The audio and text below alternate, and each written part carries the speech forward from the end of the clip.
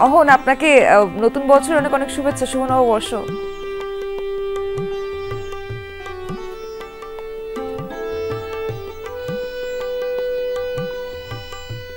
গেল 12 বছর যে আয়োজন সুরের ধারার যন্ত্রসঙ্গীত এবং গানের মধ্য দিয়ে নতুন বছরকে স্বাগত জানানো, সেটি ইতিমধ্যে শুরু হয়ে গেছে। ঠিক সকাল 6টায় শুরু হয়ে গেছে।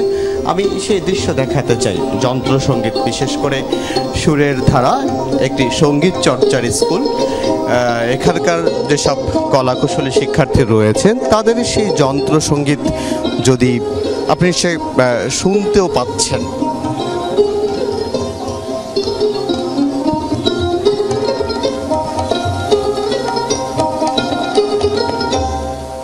সুরের মূর্ছনায় নতুন বছরকে বরণ করে নেয়ার এই প্রস্তুতি একেবারেই আমরা দেখেছি সকাল 6টায় শুরু হওয়ার আগে থেকেই শিল্পীরা এসেছেন। এর আগেও হাজার কণ্ঠে গান গিয়ে সুরের ধারার বর্ষবরণ আমরা দেখেছিলাম।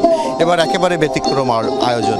সমতল থেকে পাহাড়, সমতলেরও বেশ কিছু শিল্পী যেমন আছেন, পাহাড়ের শিল্পীরাও রয়েছেন এবং সমতলে পাহাড়ের শিল্পীরা তাদের যে আয়োজন থাকে বর্ষবরণের, সেটি রাজধানীর বুকে তুলে ধরার চেষ্টা করেছে সুরের ধারা। এবং আপনি জেনে থাকবেন গতকাল চৈত্র সংক্রান্তি যে বিদায় পুরাতন বছরকে, সেটিরও আয়োজন হয়েছিল এই রবীন্দ্র সরোবরে রাত 9টা পর্যন্ত। আজকের যে আয়োজন 6টায় শুরু হয়েছে সকালে, সেটিও চলবে সকাল 9টা পর্যন্ত। এবং এর মধ্য দিয়ে এই সুরের ধারার শিল্পীরা যেমন জানাচ্ছেন, পুরাতন বছরকে বিদায়ের মধ্য দিয়ে নতুন বছরকে বরণ করে নেয়।